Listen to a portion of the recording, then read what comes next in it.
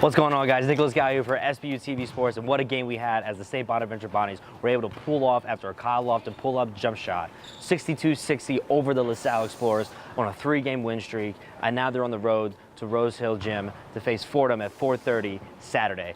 Hey guys, thanks for joining us here again. My name is Nicholas Gallo, and the final score of your game was 82-69 Roman Catholic. But let me tell you something, the 2-3 zone really affected the Bonnies. You can see how the ball movement, they were trying to get something offensively, but in the first half, man-to-man defense by Davison, the Bonnies were able to kick it out, get stops on defense, and able to hit scores in transition. But the 2-3 zone really settled things out, and then Davison also made some shots, which helped the Bonnies score in transition. The Coach Mike from VCU really showed up with a game plan, and really I think also attacked the weak point of the Bonnies, which was the 3-point shooting. 1 for 18 from the whole entire game. Did not make a 3 until the second half. It was like, they attacked that weak spot for the Bonnies. Honestly, at this point, you might as well throw the tape away from this game, burn it, put it in the ashes, throw it in the trash can, put it in the snow, do whatever you need to do to never see this game again, and just move on to the next, because that is the best option right now for these Bonnies, because I said it during halftime, they're the one team that when you're down by 20, they can still make a run. I'm really excited, man, despite this historically cold weather. God bless anybody in the Midwest, but I gotta tell you, the Riley Center today was rocking. I mean, what a perfect stage. ESPN2, everybody coming back from break, everybody freezing their butts off, coming to classes. The first day off of school in a very, very long time last Thursday. Yep, Thursday. So let me tell you, I mean, the stage was perfect. Both teams coming in with a winning streak. I mean, what a game. Yeah, I think there would be a totally different game if she was in the double overtimes, in each overtime. I agree. And not that Amani didn't do well. Amani did what he could, but again, I mean, even Dayton, they had a couple of guys that they had one, the Scrutter guy. He was, he was taking us in the whole time, wheeling and dealing, driving and passing and making plays. And when he fell out of the game, they had to find another guy, and they did. And Davis making that big clutch shot at the end, right on this 3-point line up around here.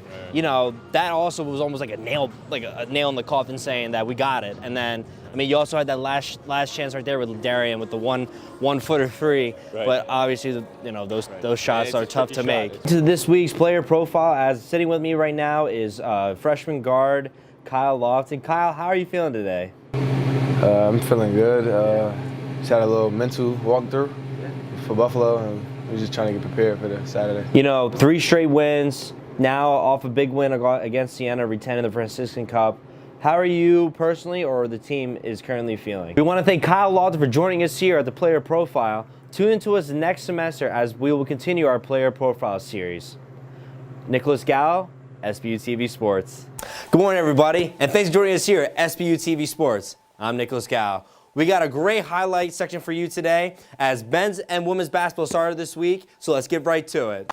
I spoke with former Bonnie standout guard Jalen Adams and how his life has changed from being a college standout to a professional NBA player. Out here in Erie, been in Atlanta, living the best of both worlds. Enjoying playing here with the Bayhawks. We have a good start, 2-0. Played a couple games in Atlanta, so I've learned a lot and have just grown a lot since being in school. Adams, known for his skill, is working on being a better leader on the court for both teams. I'm trying to be more vocal with guys, get them in the right spots. I'm trying to adjust to the pace of this game, and just keep pushing the tempo, keep building on the strengths that I already got, and continue to build on my weaknesses, Spending some time with the Atlanta Hawks, Adams has been given guidance from other veterans on the team. Well, down here in Erie, I got Terrence Jones, so he's been through a lot. NBA player, went to a big school, and he's kind of just showed me the ropes of this life. Just kind of prepared me for the both worlds. Him and RJ Hunter, 2 guys that I kind of just look up to and have fun playing with. And then in Atlanta, it's a bunch of vets. You got Bays. I spent some time with Vince Carter. So yeah, I'm learning a lot from a lot of different people and just trying to take a little bit of everything from everybody. He revisits his life at Bonaventure and the memories he made with his old teammates. Last year is a memory we're going to share for the rest of our lives. Like I said, back then, it's something that we're going to be talking about till we're old dudes, just chilling. So, I definitely am proud of what we were able to accomplish there, especially me and Dries in 4 years. And then Matt being able to come in and do what he did for us.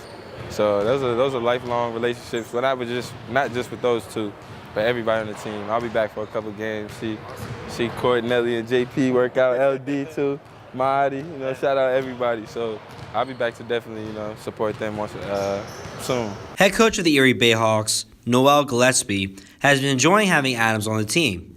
Gillespie has been working with Adams since July with the player development team and has a plan on what they want to work on. He's an elite level shooter.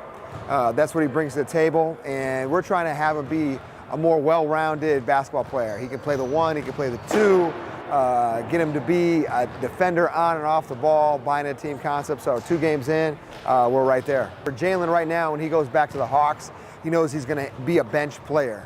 So that's not to say he will never be a starter. I think he has a great chance to be a starter in the NBA.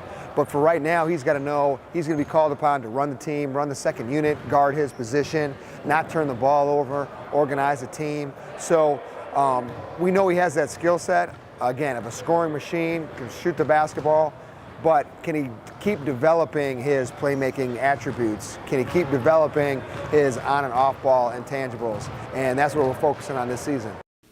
Gillespie describes Adams as a gym rat and believes that his high character trait will take him far. To him continuing his development, and I know that fans in the NBA will be able to see him at an NBA game pretty soon. Adams and the Bayhawks will be heading to Fort Wayne, Indiana to face off against the Mad Ants Friday at 7 p.m. Tune into next week's Player Profile as we speak with Courtney Stockard about his final season at St. Bonaventure.